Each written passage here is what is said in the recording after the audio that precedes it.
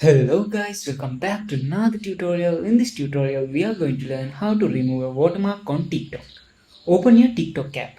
You are just going to find video that you want to download without watermark. Then you need to click this share button in here. Then scroll to the right to this share to option, and now you need to click this copy link button.